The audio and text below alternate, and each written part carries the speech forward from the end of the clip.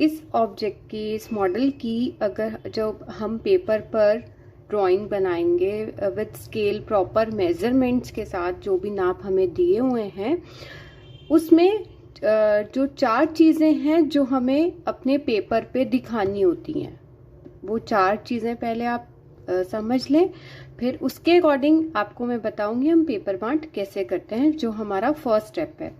तो 4 चीज़ें जो हमें करनी होती हैं, पहली चीज़ है हमारी फ्रंट, मतलब जो अब आपको ये ड्राइंग दी हुई है पेपर में, ये ऑब्जेक्ट की ड्राइंग दी हुई है और आपको इसको पेपर पे बनाना है इसका। तो 4 चीज़ें कौन सी बनानी होती है? Front, side, plan, projection.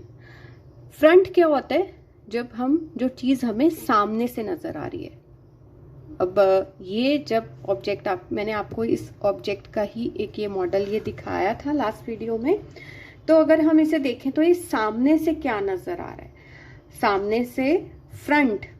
वैसे जब एंगल, इसको इस एंगल में रखते हैं, पर अगर आपको मान लीजिए ऐसे भी रखा है और मैं आपसे ये पूछूं कि इसका फ्रंट क्या है, सामने से, जो हमें सामने से देखने पर नजर आ रहा है, तो सामना, इसका जो सामनी दृश्य है, फ्रंट है, वो ये है, ये चीज और ये चीज।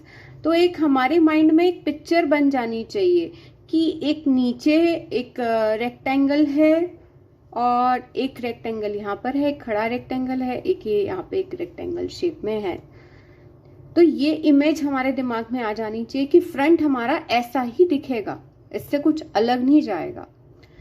तो ये हमें पहचान, अब इसको जब हम देखेंगे तो इसमें भी आपको ये नजर आएगा। अब इसका फ्रंट, ये नीचे वाला पीस, ये नीचे फ्रंट है और ये फ्रंट में एक हमें ये लंबा खड़ा दिखाई दे रहा है। फ्रंट जो हम सामने से देखते हैं, सामने दृश्य है, जो हमारी आंखों से आई लेवल पे हम सामने से देख रहे हैं। और साइड, सेकंड है हमारी साइड, कि साइड से देखने पर हमें क्या नजर आ रहा है।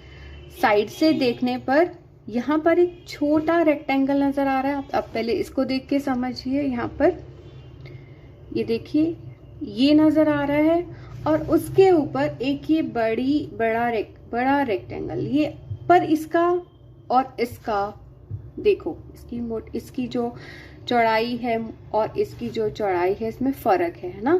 तो ये डिफरेंस हमें शो होता है उसके अंदर।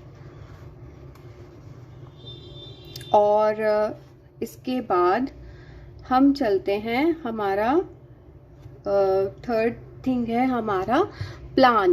प्लान मतलब जो हम ऊपर से देखते हैं, कोई भी ये ऑब्जेक्ट है, इसको हम ऊपर से देख रहे हैं तो क्या नजर आ रहा है हमें। अब खाली क्या हमें सिर्फ यही हिस्सा नजर आ रहा है ऊपर से देखने पर? अगर आप ध्यान से देखो, इसको ऊपर से ऐसे, मैंने इसको ऐसे रख दिया ताकि इसको ऊपर से अगर मैं देख रही हूँ तो आपको क्लियर नजर आए। तो क्या नजर आ रहा है? एक इधर से भी एक पीस है जो इधर से नजर आ रहा है, ये इसके अंदर कहीं यहाँ पर फिक्स है, ये देखिए। तो ये वाला हिस्सा भी तो एक इतना नजर आ रहा है और इधर से भी तो एक हिस्सा इतना नजर आ रहा है। तो जब हम ऊपर से देखेंगे तो हमारे पास इसका मतलब 3 पार्ट्स ऐसे नजर आएंगे, 1, 2 और 3। तो ये हमारी ड्राइंग में हमें शो होना चाहिए जब हम प्लान बनाएंगे। तो ये बाद की बात है, प्रोजेक्शन साइड से और हमारा प्लान से मिलकर बनता है और बहुत आसान होता है प्रोजेक्शन, पर जब हम अभी करेंगे स्टेप बाय स्टेप तब आपको क्लियर होगा। पहली लाइन हमारी कैसे लगेगी? जब हमें पता लग गया कि हमें शीट को ऐसे वर्टिकली रखना है, तो उसके बाद पहली लाइन इस स्केल के अकॉर्डिंग वर्टिकली रखना है। तो ये देखिए, इसकी बिल्कुल किनारे से ऐसे मिला के, ताकि अब ऐसे नहीं है कि एक तरफ तो आपने किनारे से मिला लिया और हल्का सा यहाँ पे हल्का सा टेढ़ा रह गया।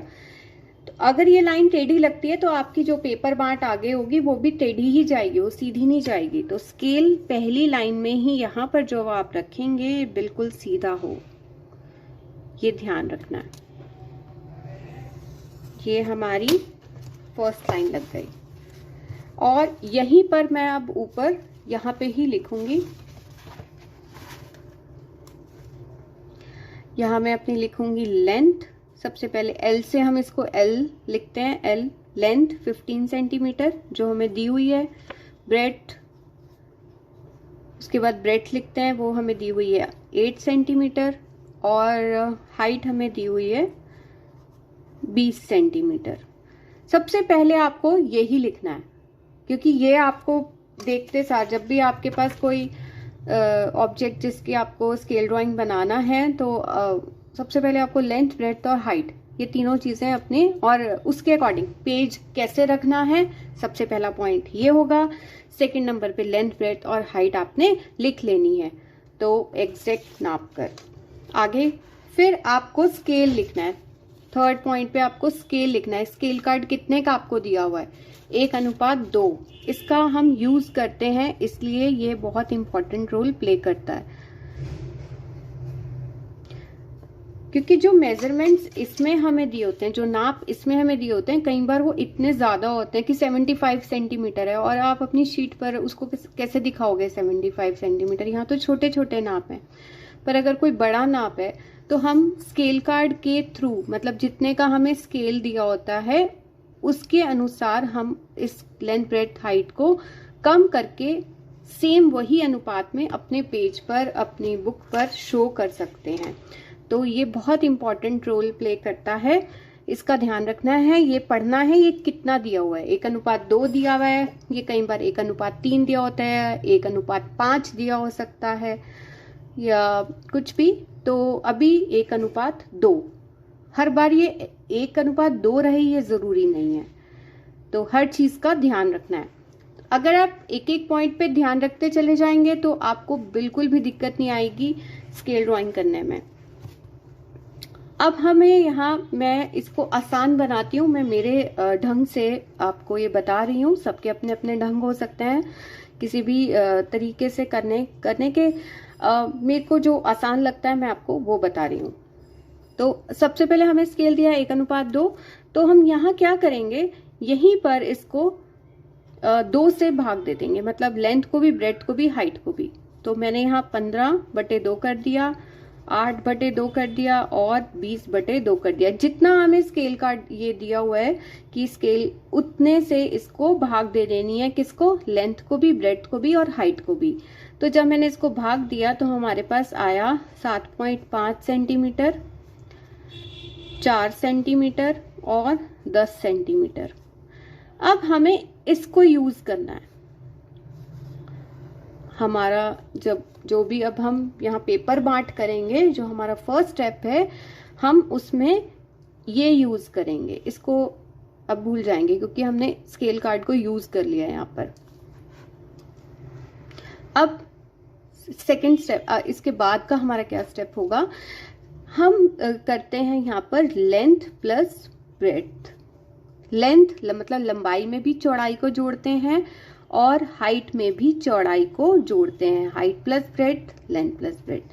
तो ये हमारी हुई 7.5 लेंथ हो गई, यदि इसको यूज कर रहे हैं ना हम, प्लस ब्रेथ है 4 सेंटीमीटर, तो टोटल हो गई हमारी 11.5 सेंटीमीटर। हाइट प्लस ब्रेथ, ये है हाइट कितनी है हमारी 10 और ब्रेथ है 4। और ये देखिए, ऐसे नहीं लिखना कि ऊपर लिख रहे हैं हम लेंथ प्लस ब्रेथ, नीचे ब्रेथ प्लस हाइट, तो हम कंफ्यूज हो जाएंगे पेपर बांट करते हुए। इसको इसी तरह से ही लिखना है। और इसमें आ गया हमारे पास ये 14 सेंटीमीटर।